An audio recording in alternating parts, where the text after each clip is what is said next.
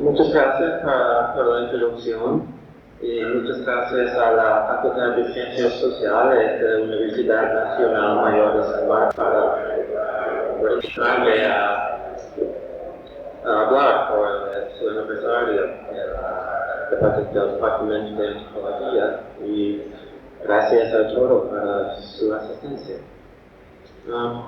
Mi punto de partida para esta ponencia es una observación que he oído muchas veces en el Perú. Es que la colonia china acá es más abierto y ha logrado un mayor grado de asimilación e integración que la colonia japonesa. Que la colonia japonesa es muy cerrada. Esta observación me interesa mucho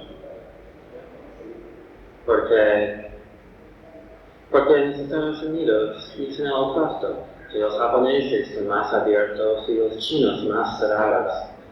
Esta imagen también me interesa porque he encontrado a los chinos acá, que han vivido en el Perú 40 años y más y todavía no pueden hablar bien castellano.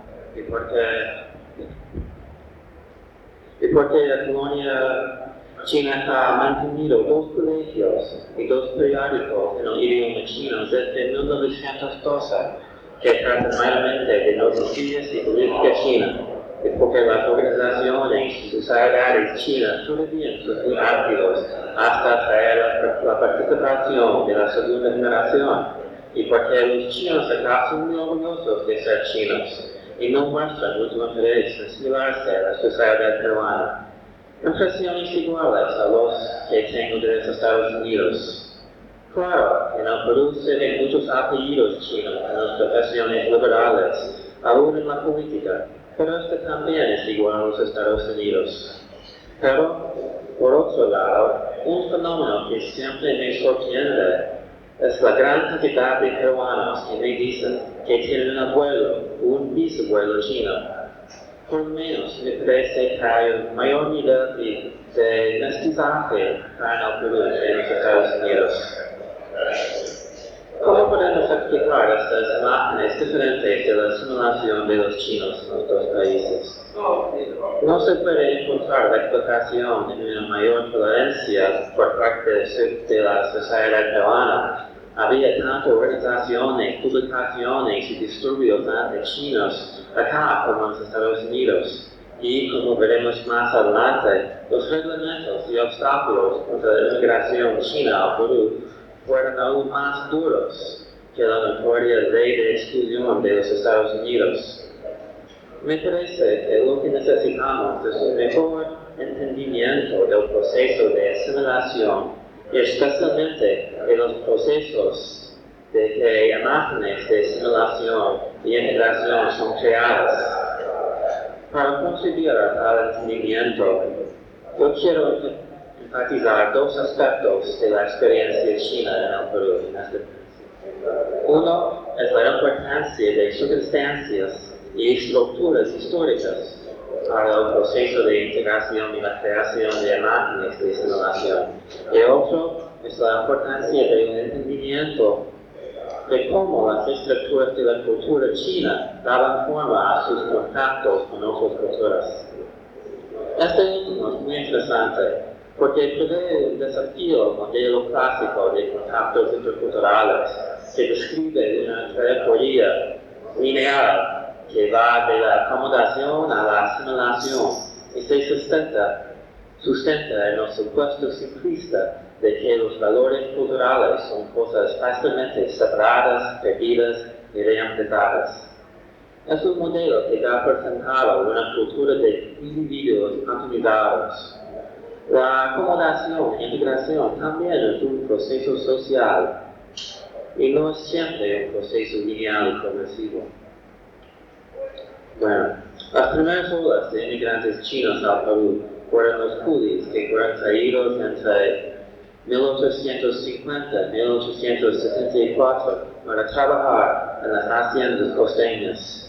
Fue una inmigración promovida por los hacendados peruanos y muchos de los chinos fueron persuadidos a viajar al Perú por medio de engaños, secuestro o de deudas.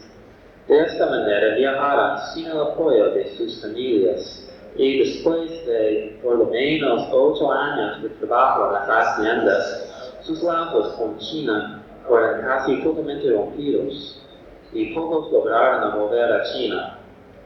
El trabajo de Dr. Rodríguez Pastor ha mostrado un alto grado de vinculaciones entre los ex-coolies y mujeres peruanas. El Tratado de Amistad, Comercio y Navegación, firmado en 1874 por China y el Perú, puso fin a este comercio de chinos contratados. Los gobiernos de Hong Kong y Macao interpretaban la prohibición de este comercio por el impedimento de toda inmigración colectiva al Perú. Y entre 1874 y 1904, no más de 1,000 chinos viajaron al Perú por la Puerta de San Francisco o por Buque de Vela, directo entre Hong Kong y Callao, dos profesiones tanto caras como lentas. Y la mayoría de ellos fueron comerciantes que llevaron su propio capital o que fueron enviados por casas comerciales en Hong Kong para establecer o trabajar en sucursales en el Perú. En 1904 fue establecida una compañía de vapores entre Hong Kong y Callao. La migración de japoneses contratados empezó en esos años y el cónsul peruano en Hong Kong esperaba añadir una inmigración libre de chinos que, suponía, naturalmente escogerían trabajar en la agricultura. Para lograr ese fin, el cónsul no escatimó esfuerzos para conseguir el permiso del gobierno colonial de Hong Kong para el transporte de grandes cantidades de inmigrantes. Los 6 años entre 1904 y 1909 fueron el apogeo de la inmigración libre al Perú, con la llegada de más que 9,600 chinos a Callao. La mayoría de ellos escogieron trabajar como comerciantes o como empleados en casas comerciales o con sus propias pulperías, y ningunos como braceros agrícolas. Los años 1904 a 1909 también eran una época de crecientes sentimientos antiasiáticos. Y después de un gran disturbio anti-chino en Lima, el 9 de mayo de 1919, fue suspendido por el gobierno la admisión a todos los chinos que vinieron por primera vez al país, sin traer por lo menos 500 libras oros en efectivo. Después de este decreto, un diplomático chino vino al Perú para negociar la migración de chinos, y el protocolo Guarascu fue firmado en agosto de 1909. Este protocolo dijo que el gobierno chino asumiría la responsabilidad de limitar la migración a solo los chinos que no tuvieran que buscar trabajo manual para su subsistencia en el Perú. Pero el lado peruano jamás conformó con los procedimientos del protocolo, y en la práctica asumía todo el poder de decidir cuáles chinos podían entrar al Perú y cuáles no.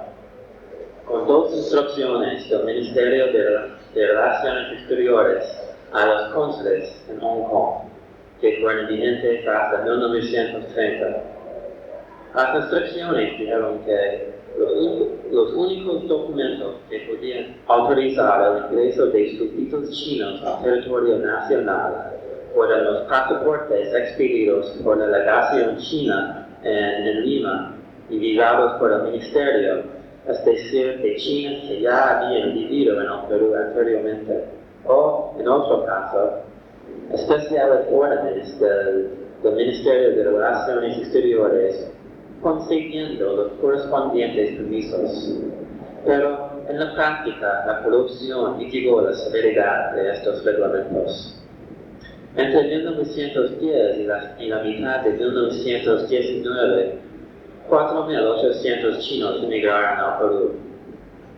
La migración durante los años del oncenio de la vida, entre 1919 y 1930, osciló entre años de exclusión total promovido por el Congreso y organizaciones antichinos, y años de ingreso casi ilimitado, apoyados por las vinculaciones entre chinos adinerados y leguistas preeminentes.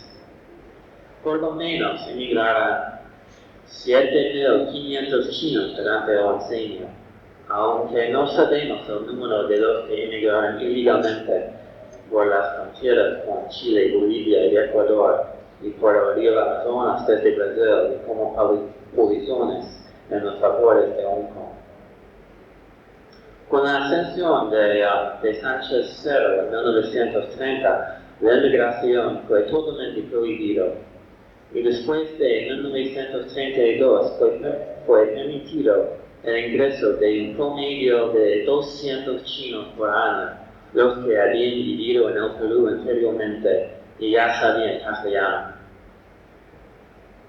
Bueno, para entender la experiencia china de esos años, la palabra inmigración nos engaña un poco, en la medida de que esta palabra sugiere un movimiento de individuos que han salido definitivamente de un país para crear una vida nueva en el otro. En el caso de los chinos de la primera mitad de este siglo, la migración fue la creación de una vida en dos países. La tierra y las tumbas de sus ancestros siempre estaban en China, además de sus mujeres, sus casas, sus campos y sus intereses políticos.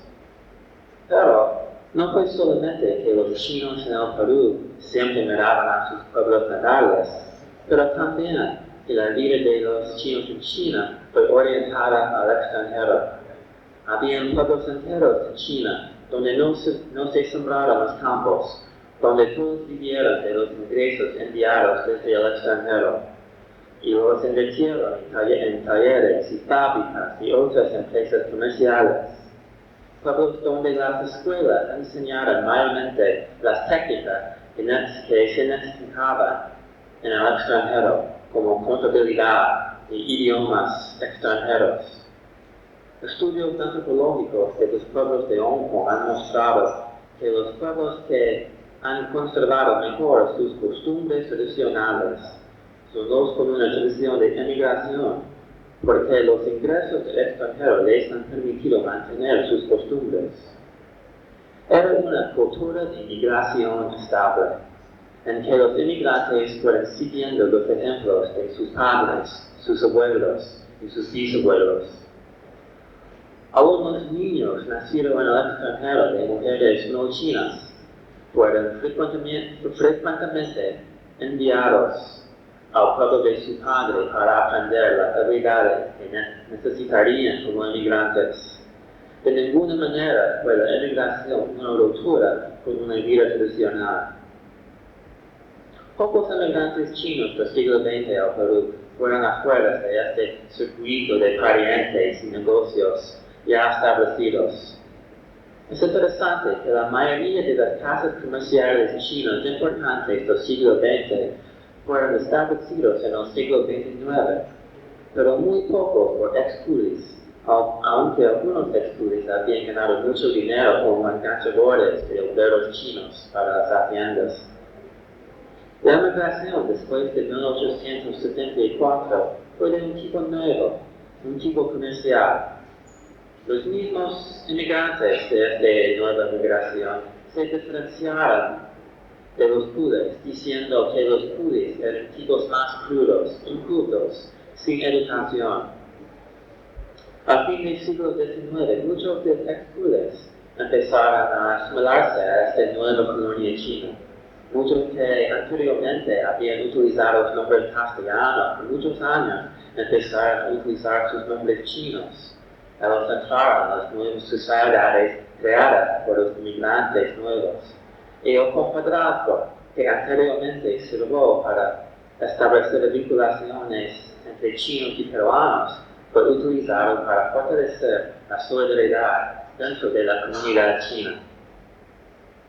Todavía ocurrieron matrimonios entre chinos y peruanos, pero con este matrimonio las peruanas perdieron su ciudadanía peruana, y muchos fueron los cuentos de mujeres peruanas traídas a China solo para descubrir que fuera la segunda esposa de su marido, una concubina, y después ella fue dejada con China cuando su marido regresó al Perú. Bueno, hasta este punto he creado la imagen de una cultura de migración cerrada y no he respondido a la pregunta planteada al principio de este semestre. ¿De dónde ha venido la imagen de los chinos como una comunidad relativamente abierta? Una respuesta es en las leyes severas contra la migración china en el Perú. Con la Segunda Guerra Mundial y el establecimiento de la República Popular de China, se cortó la emigración china a todas partes del mundo. Pero en el Perú, esta emigración fue cortada 10 años más temprano, con el decreto de Sánchez Cerro en 1930. Muchos niños me han contado que su padre o abuelo se casó con una peruana, abuelo chino se casó con una peruana después de que la guerra cortó su vinculación con su esposa en China. En cambio, muchos estados de los Estados Unidos se promulgaron leyes contra los matrimonios entre chinos y otros norteamericanos. Y con el decreto sobre novias de guerra, muchas mujeres chinas fueron traídas a los Estados Unidos entre 1946 y 1948, así promoviendo el establecimiento de familias purochinos. En cambio, en el Perú, durante el régimen de Odría en los años 50, se promulgó un decreto prohibiendo sacar pasaportes peruanos a todas las personas con apellidos asiáticos, resultando en que muchos chinos cambiaron sus apellidos. Los acontecimientos en el Perú después de 1930 favorecían los que podían romper sus lazos con la cultura de migración china y establecer familias en el Perú y formarse de nuevo como peruanos. Estas leyes pueden ayudarnos a explicar el alto grado de mestizaje en el Perú, pero todavía no son suficientes para explicar las implicaciones diferentes de asimilación en el Perú y los Estados Unidos, porque la historia de la inmigración japonesa es muy semejante en ambos países. Ellos vinieron con sus mujeres en casi los mismos años y sufrieron las mismas persecuciones durante la guerra, pero son percibidos como cerrados acá y más abiertos en los Estados Unidos. Otra explicación posible es que la imagen de asimilación en el Perú fue creada por los chinos mismos. En la actualidad existe casi ninguna memoria, tanto en la comunidad china como en la sociedad peruana, de los poderosos sentimientos anti-chinos en la primera mitad de este siglo. La memoria del sufrimiento de los cules aún vive, pero como una cosa de otro siglo, de otros chinos, de hacendados que ya no existen. Este es un fuerte contraste con la imagen de víctimas cultivada por muchos chinos en los Estados Unidos. Anteriormente hablé de las vinculaciones entre los comerciantes chinos y los leguistas. El oncenio fue una época de rechazo a los chinos por muchos sectores de la sociedad peruana, de propuestas anti-chinos en el Congreso, publicaciones y organizaciones anti-chinos, y de la persecución de chinos por soldados, funcionarios locales y las masas.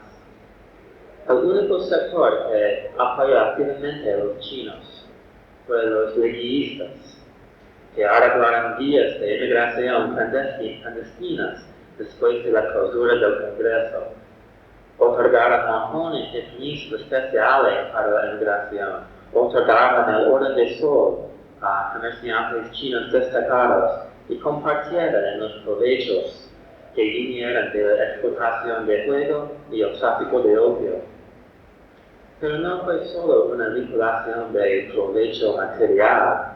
Los chinos y leguistas también compartieron una ideología semejante que consistió de un deseo para el progreso y la modernización económica, mezclada con una concepción de la política muy práctica y menos moderna, con canales de poder privilegiados y privados, y apariencias espléndidas. En estos años, los chinos publicaron libros y artículos que enfatizaban la gran amistad entre los chinos y los pueblos peruanos, el papel modernizador y el valor social del comercio chino, que con sus inversiones promovía el comercio internacional, provenía trabajo y productos baratos a los pobres, y fomentaba el desarrollo de la agricultura, pero no con el objeto de dominar al país, como las otras empresas extranjeras. Al periodo del tiempo, publicó un artículo el 1 de enero de 1923 que levantó la experiencia de las haciendas administradas por chinos como prueba de que trabajadores peruanos podían producir tanto como otras razas y que todo dependía de los talentos de su humanidad.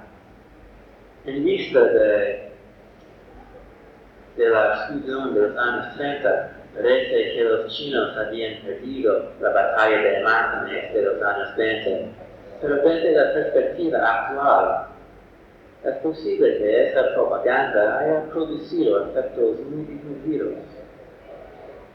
Por eso podemos ver que cuando se habla de la asimilación y los contactos interculturales, se necesita tener en cuenta las estructuras internas de los grupos y cómo las relaciones están articuladas por estas estructuras. La interacción entre los comerciantes chinos y los leviistas produjeron y fueron productos de una inserción en la sociedad peruana muy diferente que la interacción entre los ex-coolies y los clases bajos y hacendados. Comunidades inmigrantes se integran a sectores de una sociedad de maneras distintas. En los Estados Unidos, una estrategia de propaganda como lo de los chinos de la América en Perú no había funcionado.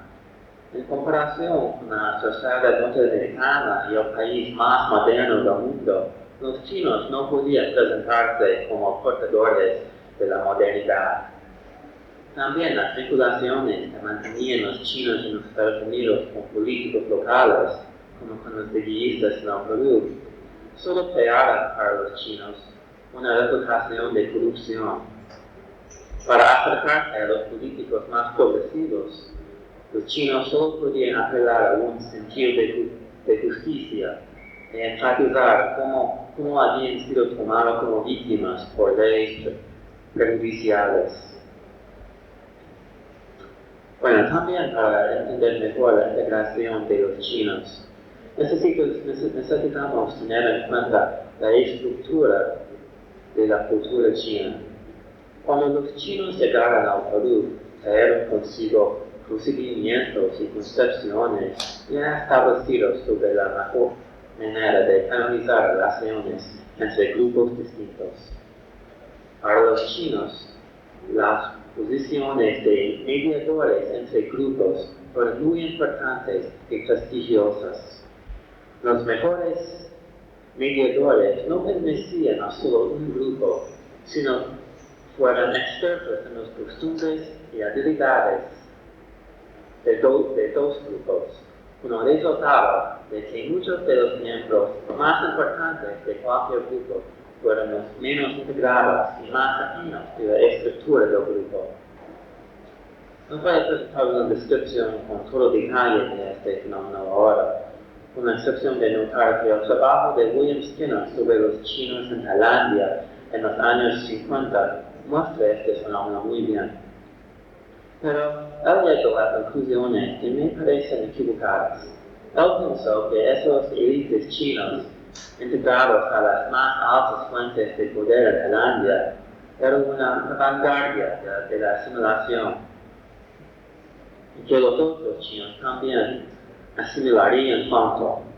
Pensó que este sistema de mediación fue una estructura de poder inestable, que los élites que sirvieron dos grupos estaban manteniendo puestos pedagógicos. Claro, 40 años después, todavía podemos ver esos élites son tan asimilados como antes, y que la colonia china es tan distinta y separada como siempre. Para los chinos, esta es una estructura de poder estable. Los élites chinos usan sus habilidades como mediadores entre dos mundos culturales, tanto para fortalecer su propio poder como para servir y proteger a otros chinos. Con los servicios de sus mediadores, los otros chinos no necesitan aprender la cultura extranjera por sus mismos.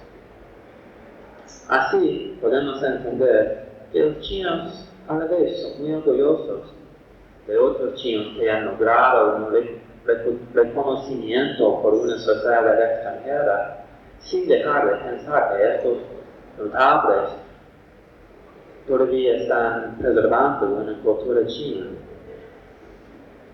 Estos mediadores están llenando un papel netamente chino cuando desde afuera se mira las habilidades de algunos chinos de tratar al mundo extranjero. Los chinos parecen muy abiertos, pero cuando se mira los chinos que se aprovechan de estos élites para reproducir su cultura china con seguridad, los chinos parecen muy cerrados. De esta manera, la cultura china tiene la habilidad de aceptar cambios desde afuera, sin el sentimiento de que son amenazas a su cultura. Y por la misma manera, la modernización no es visto como un desafío a la cultura china, sino como una condición que los chinos pueden lograr a través de la cultura china.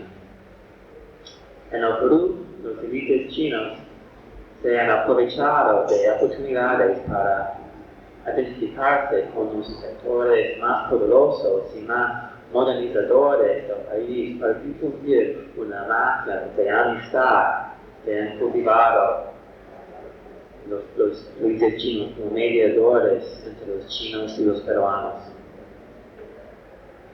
Bueno, quiero concluir esta ponencia con unas observaciones sobre los inmigrantes chinos recién llegados. En los últimos 10 años, tanto el Perú como los Estados Unidos han recibido nuevas olas grandes de inmigrantes chinos. Hay algunas diferencias entre estos inmigrantes y los de la primera mitad del siglo XX, de este siglo. Uno es que las redes de parentesco en que circulan son más pequeños ahora. Solo cuentan con la familia cercana, como hermanos, padres y a veces tíos. Antes, las redes de parentesco incluyeron hasta solo que llevaran el mismo apellido, pero muy grandes. Pero, en cambio, las redes generales o la cultura de migración es mucho más extensa ahora. Antes, estas redes solo incluyeron el pueblo natal y el país de trabajo. Pero ahora, los chinos tienen la conciencia de pertenecer a una red de negociantes y cultura mundial, en que tanto San Francisco, Nueva York, Bangkok, Singapur, como Hong Kong, Taipei y Pekín son centros de la cultura china. Otra diferencia es que los servicios de mediadores no son tan importantes como antes. Ahora, la mayoría de los inmigrantes quieren aprender por sus mismos las habilidades que necesitan en el mundo moderno y quieren establecer sus propias vinculaciones. Pero ellos todavía no piensan en esto como un rechazo a la cultura china, sino una manera de participar mejor en una cultura china mundial. Esto no se puede ver mejor que en una observación que algunos inmigrantes recientes al Perú me han contado. Ellos piensan que el Perú es un país muy atrasado y para explicar por qué el Perú no ha logrado el desarrollo que ha logrado China en los últimos 15 años, dicen que es porque el Perú es un país sin cultura. En cambio, los chinos tienen 4.000 años de cultura cuando se desarrolla. Claro que es una observación con que pocos peruanos estarán de acuerdo, pero me muestra bien la interpretación de la interacción de la cultura china con los cambios del mundo moderno. y su persistencia dentro de las apariencias. Gracias.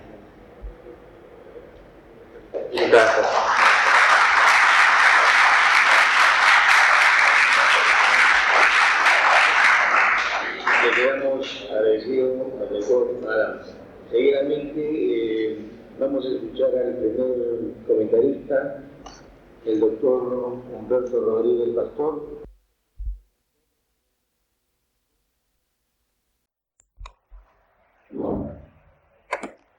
Bueno, yo también quiero empezar por agradecer esta invitación y creo que más que nada es cumplir con un deber porque yo soy miembro de esta casa. Yo voy a solamente tocar algunos puntos de lo expuesto por Alan McKeown, ¿no? Pero también quiero hablar de él. Y también quiero referirme a por qué está aquí en el Perú. Él está aquí en el Perú porque está interesado en estudiar la cultura china. Está interesado en estudiar la cultura china porque aquí él se dio cuenta que había muchos estudios sobre China. Y simplemente hay muchos estudios porque hubo muchos chinos aquí en el Perú. Y esto puede parecernos obvio, pero si vemos en el plano de toda América Latina, realmente es casi excepcional, ¿no? La cantidad de chinos que vinieron al Perú, nada más que ocurrió en pocos países, ¿no? Ocurrió Perú, Cuba, algunas islas de ahí del Caribe y Estados Unidos. Estamos hablando del siglo XIX. Bueno, del siglo XIX hasta ahora ya son 140, 150 años que nosotros hemos tenido una continuidad de presencia de chinos con todos los altibajos, recovecos y dificultades que puede haber tenido esta inmigración. Pero hemos tenido esta larga presencia aquí en la costa, sobre todo, cuyos resultados son un tanto lo que estamos estudiando ahora, la cultura china, ¿no? Que simplemente nos indica también esto, que es, como es un fenómeno costeño, parte de la continuidad de otro fenómeno particular, que es la larga presencia de gente africana en la costa peruana, que no ha ocurrido con la sierra, menos con la selva, digamos, ¿no? Entonces, esta es la cosa excepcional de la costa peruana. Hablemos no de un pueblo, de casi todos los pueblos costeños. Y por eso es su interés de Ana en el Perú. Él viene con una larga experiencia de investigaciones sobre los chinos. No sé si lo habrán percibido ustedes, pero hablan tranquilamente de las investigaciones de los chinos de Estados Unidos, porque efectivamente han estudiado bastante bien. Yo tengo por aquí un trabajo de él sobre los chinos de Chicago, que se llama Clan, Tom y la revolución en el barrio chino de Chicago, ¿no? Es uno de los trabajos. Y también tengo en mis manos otro trabajo de él que han traducido, se llamaría así en español, colonización en el alma de las montañas doradas y en los bosques de Santa. Se refiere a Hawái, porque él viene no solamente de trabajar en Estados Unidos sobre los chinos, de trabajar sobre los chinos en Hawái, sino también de trabajar a los chinos de la propia China. Tanto ocurrió esto que se trajo una China de Estados Unidos y a su esposa. Bueno, esa es la trayectoria. Yo menciono todo esto en relación a la forma como él adopta las investigaciones de una manera muy sólida, ¿no? Entonces sus aportes, las explicaciones que él da acerca de la cultura tienen mucha solidez. Y creo que esto es un ejemplo, ya que hay un buen número de estudiantes de acá, que se escuche bien de que esta es una manera como se trabaja actualmente, ¿no? Sin temor de que pasen 10 años y que uno no escriba, sin temor a que pase 15 años y no escriba, pero siempre investigando sobre este asunto y al final los aportes tendrán una solidez mucho más a fondo, ¿no?, que unas simples investigaciones cortas o el saltaperico que está en un lado y un otro, ¿no? Creo que este es un ejemplo, por eso lo mencionaba sobre todo por ahí, ¿no? Otro de los asuntos es resaltar sobre qué periodo nos explica, nos ha hablado en estos momentos Adam. Nos ha hablado sobre todo del siglo XX. Él sabe, como sabemos lo que estamos metiendo en esto, que el siglo XIX ha sido bastante bien investigado. No suficiente como nunca ocurre, pero sí bastante bien investigado. Hay libros y libros sobre el siglo XIX. Se me viene a la cabeza la tesis de Bill Madetti, se me viene a la cabeza el mismo artículo del libro de Bob Stewart, se me ocurre la cosa que yo trabajé sobre los chinos de las haciendas. No olvidemos tampoco el inmenso libro de Fernando Trasañí, que son 1500 páginas, todos los mencionados son sobre los chinos del siglo XIX. Estos chinos del XIX son los que Adam ha mencionado como culíes, ¿no? Entonces, estos 100.000 chinos tan estudiados, como estoy indicando, son la base de lo que tienen posteriormente. De la gran parte, por lo menos son las cosas que vengo observando en los lugares donde he investigado. Porque ahora, a él y a mí nos interesa los chinos que vienen después. Los chinos que vienen después del siglo XIX, o que comienzan a venir después de los chinos judíos. Eso es el interés de ambos, con distintas maneras de estar enfocando este asunto. Si ustedes han observado su intervención, fundamentalmente ha estado mencionando, y la cosa es más entreverada aún, los delincuentos respecto a los chinos que han comenzado a venir este siglo, el presente siglo. Oposiciones por un lado, y muchas cosas más que no he mencionado, que las he leído porque conozco el trabajo, respecto a corrupciones sobre este tráfico, ¿no? Corrupciones inmensas donde se llenaban de plata algunos señores que están ahí indicados en papeles, documentos de la propia Ministerio de Relaciones Exteriores, para que no se diga que estamos levantando falsos testimonios. Entonces, esa es parte de las fuentes. Disculpen que intervenga, pero para que se note las dos perspectivas. Mi interés es el peoncito chino, Julín, que trabajó en una hacienda, ¿qué ocurrió después cuando sale de la hacienda? Ese es mi interés. Entonces, estamos pasando ya a finales del siglo XIX hasta el XX.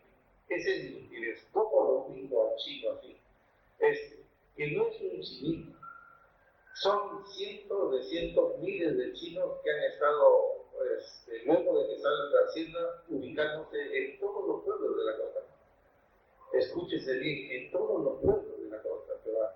Entonces, no solamente han dejado ahí cultura, han dejado mucha descendencia que se les puede encontrar, y así encontramos nosotros a través, por ejemplo, de los bautizos que ellos mismos hacen o participan de sus hijos en las fuentes de la parroquia.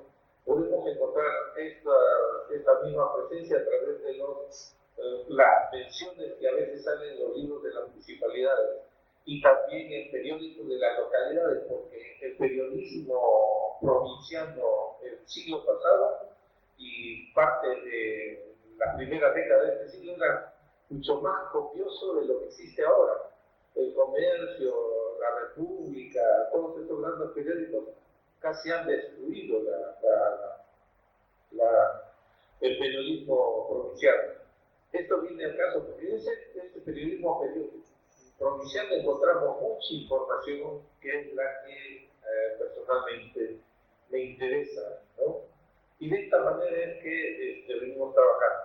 Y de una cosa más para agregar es algo que no podemos dejar de hacer porque somos antropólogos, hablar con la gente, ¿no? Entonces uno va y encuentra cosas increíbles respecto a esta presencia en estos pueblos. Les estoy hablando de pueblos donde, como Saña, que voy frecuentemente, como Pisco, que estaba ahí, o Huacho, donde encontré que hasta el propio José Carlos Mariate tenía primos hermanos que eran injertos, ¿no? Bueno, entonces esto es en lo que paralelamente estamos metidos, y por eso conversamos no solamente aquí, sino en mi casa, y creo que con el tiempo seguiremos conversando conforme él vaya envejeciendo y yo conservándome mejor.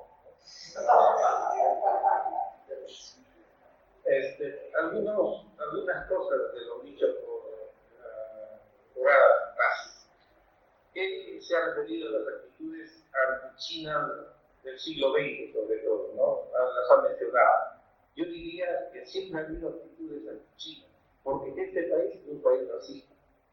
Solamente que las posibilidades de demostraciones han sido distintas. ¿Cómo eran estos? Mientras estuvieron en las haciendas, ahí encerrados, que eran bien cerradas las haciendas, ahí fueron las demostraciones anti-China. Y con una mentalidad esclavista que perpetraba en los atentados, y eso fue el trato que recibieron, ¿no? Evidentemente también con las respuestas como consecuencia de este maltrato que ya está dicho, escrito en otro libro. Eso es distinto a un trato ya más institucionalizado del Estado, de prohibiciones que van desde el tratado de Raúl Infant que estaba mencionando, desde 1909 hasta 1950, el que Odría menciona que nadie que tiene apellido chino puede tener un pasaporte peruano. Bueno, esas son las actitudes, eso es lo que hemos estado viviendo permanentemente, y solamente quería indicar para que se perciba que las actitudes anti-chinas, que no solamente son anti-chinas, han sido permanentemente en esta sociedad peruana. Y si él menciona la simpatía de los leguistas por los chinos, es simplemente porque los leguistas o Leguía mismo aprovechó mucho, o su suegro aprovechó mucho de la presencia de los chinos. Su suegro fue Enrique Wayne, que tenía haciendas en el valle de Nepeña y varias haciendas en el valle de Cañete. Y también fue Leguía mismo el primero que comienza por amistad con un señor Tanaka, a inquietar para que vengan japoneses aquí al Perú desde el año 1899. Entonces son intereses concretos, precisos, de antipatía, simpatía, en este caso de estos sectores, estos sectores del leguistas que estaba mencionando, ¿no? Bueno, algo que creo que está mucho por discutir y tratar es una mención que él hace sobre el presente de las estructuras culturales chinas, ¿no? Creo que eso da mucho para discutir, porque creo que es bien dificultoso que estructuras de la cultura china hayan participado, integrado a una cultura dominante, ¿no? Esta cosa que menciono se nota que hay con alguna desacuerdo. Y es así, no es primera vez que estamos diciendo que tenemos desacuerdo. Seguirá, quién sabe, porque mi percepción de las cosas es que sí existe una cultura dominante sobre unas culturas dominadas. Efectivamente, no es tampoco una situación tan rígida como para suponer que la cultura dominante destruye a las otras. No es así, hay una implicación, interconexiones y a veces sometimientos, ¿no? Pero esto es más largo para contar. Bueno, solamente este comentario.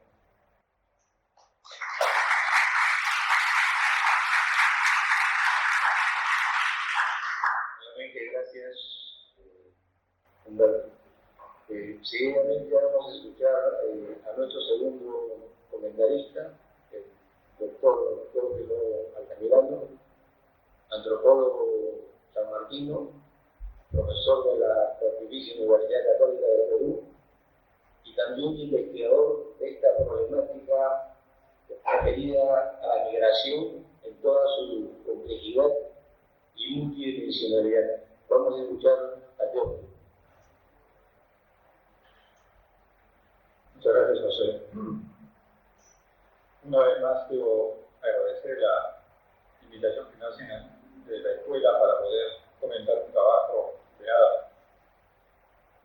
Y quiero hacerlo empezando o tratando de descifrar el tema que nos convoca esta mañana, la relación que existe entre migración y cultura.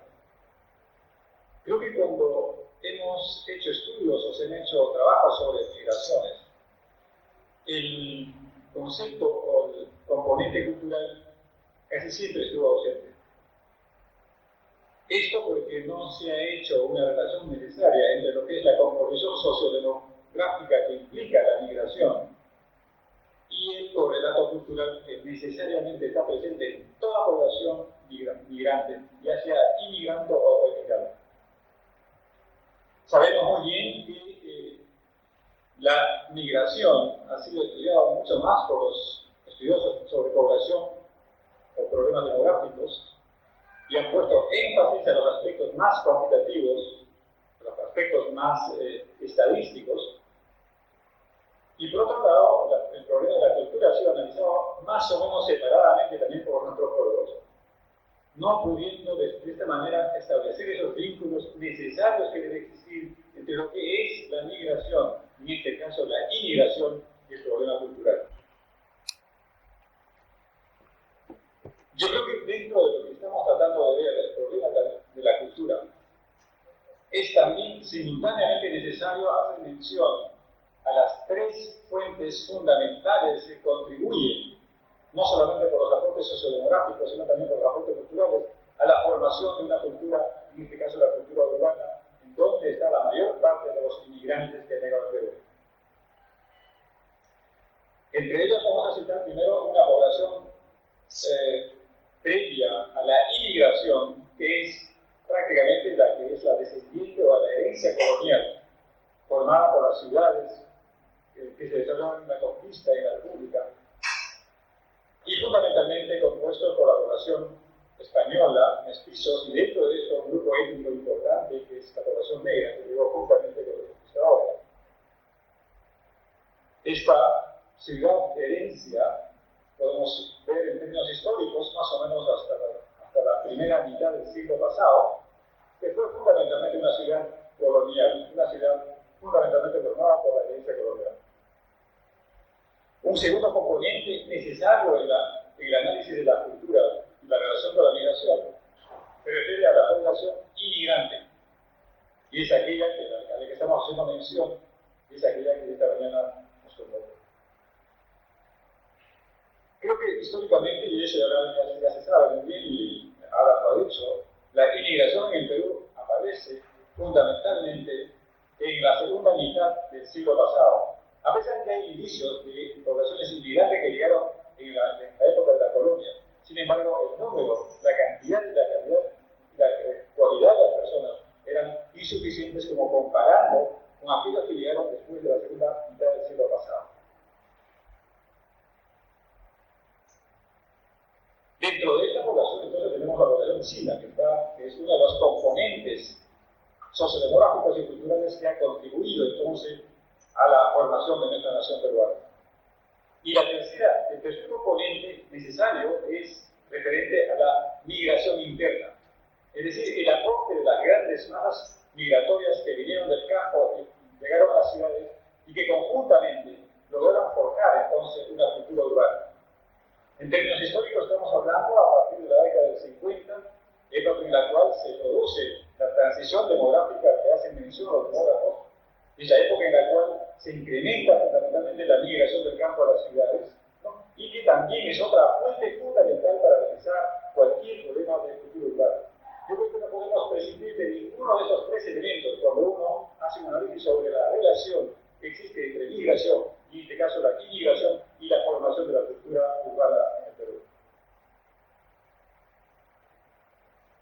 Bien, en torno ya al tema en sí, la inmigración tiene dos fases fundamentales.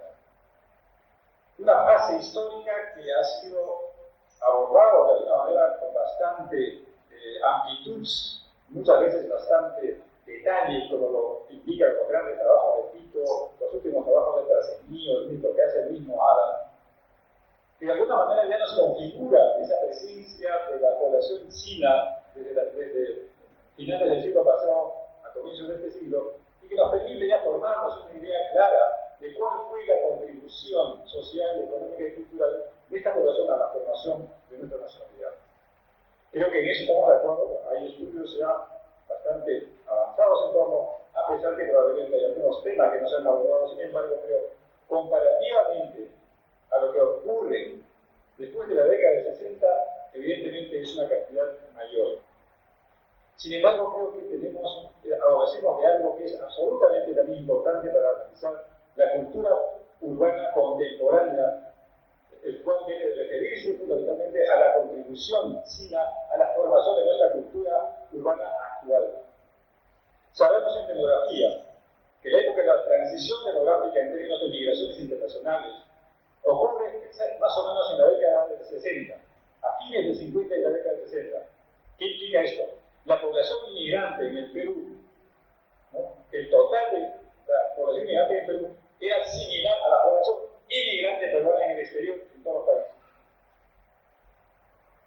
Este equilibrio de migración internacional que se desarrolla a fines del 50 y principios del 60 se rompe a partir de esa fecha y se hace irreversible, mostrándonos una cara totalmente distinta en la cual las inmigraciones empiezan a descender drásticamente, fundamentalmente en la década del 70, cuando el gobierno prohibió o el gobierno inhibió a mucha gente a venir a invertir al Perú o a inmigrar al Perú porque las leyes eran muy protectivas. Esto se afianzó mucho más en la década del 80 por la crisis económica y la violencia política que podemos experimentar en Perú, que no ha atraído inmigrantes nuevos, frescos, hacia el Perú. A pesar de esa descendente cantidad de inmigrantes y la ascendente número de inmigrantes, lamentablemente todavía adolecemos de análisis que hagan más referencia a lo que pasó en la década del 60, en la década del 70, en la década del 80.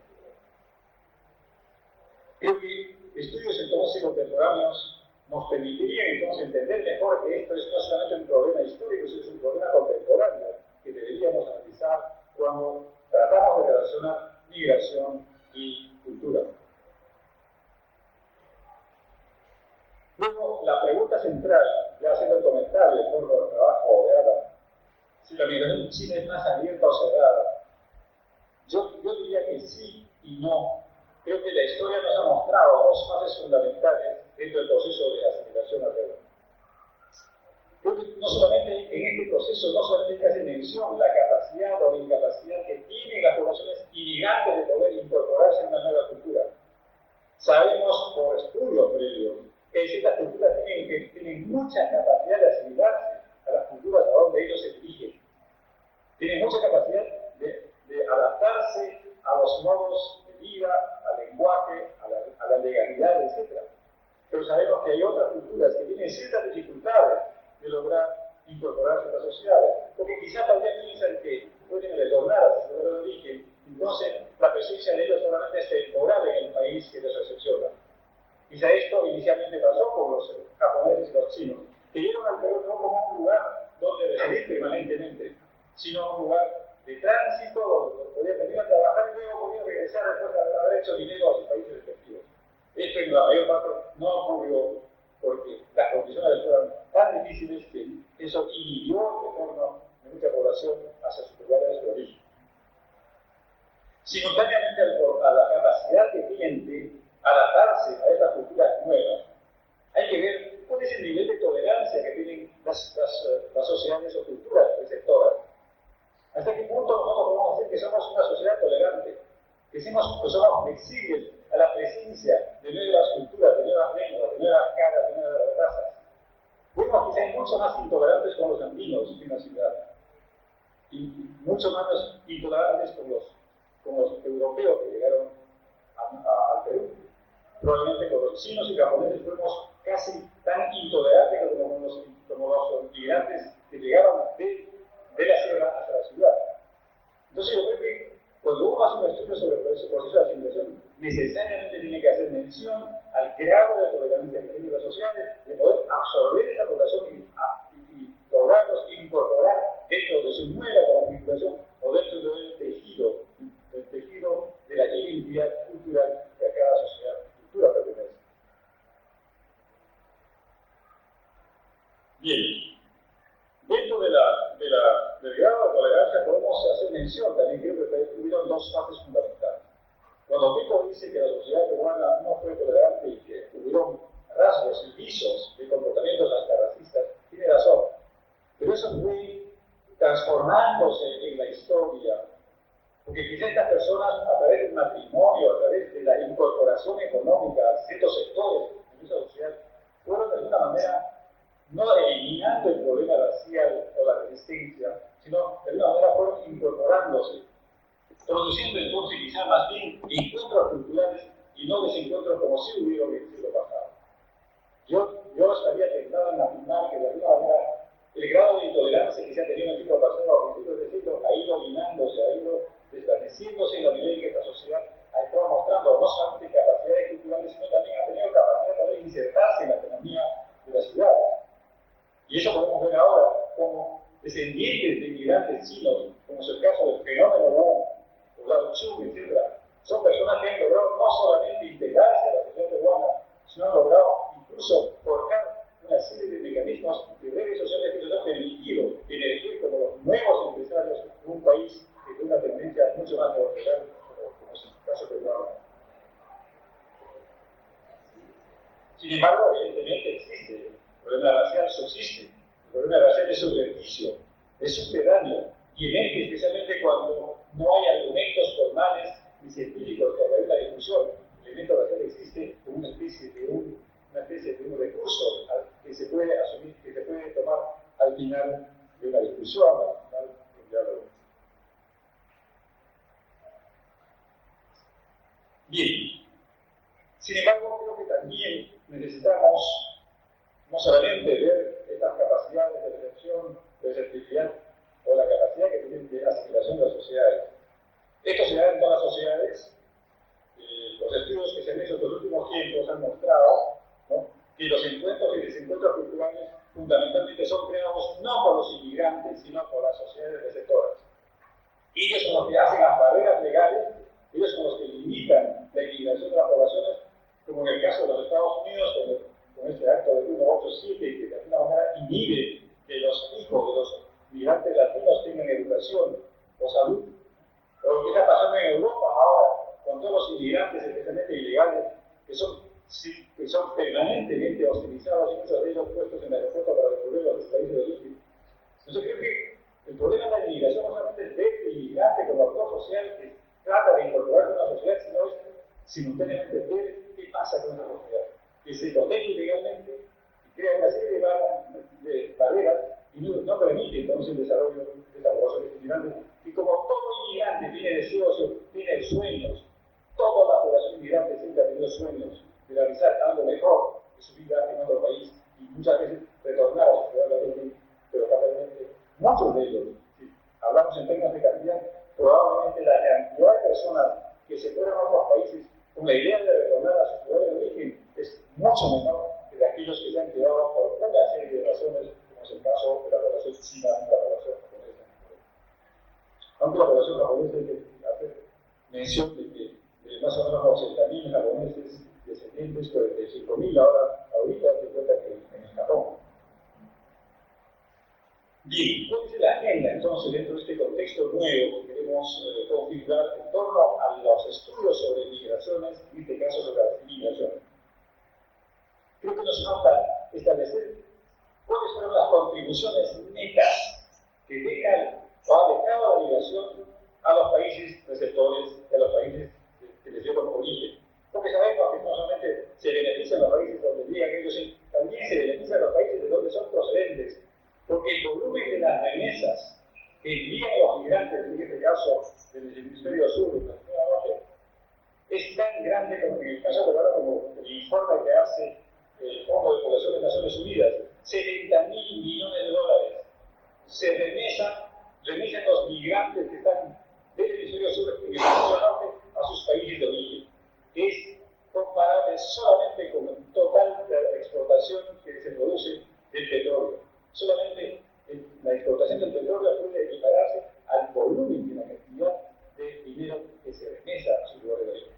Entonces, la migración pues tiene también, si bien nos priva de algunos recursos humanos, también puede ser, por lo menos momentáneamente, un factor de desarrollo y la medida en que ese trabajo, ese migrante pueda derivar ese dinero a sus lugares de origen. Como es el caso peruano, y para 1991 más o menos habían regresado 630 millones de dólares solamente en un solo año. Bien, entonces queremos ahora, dentro de esta agenda, Es cuando la historia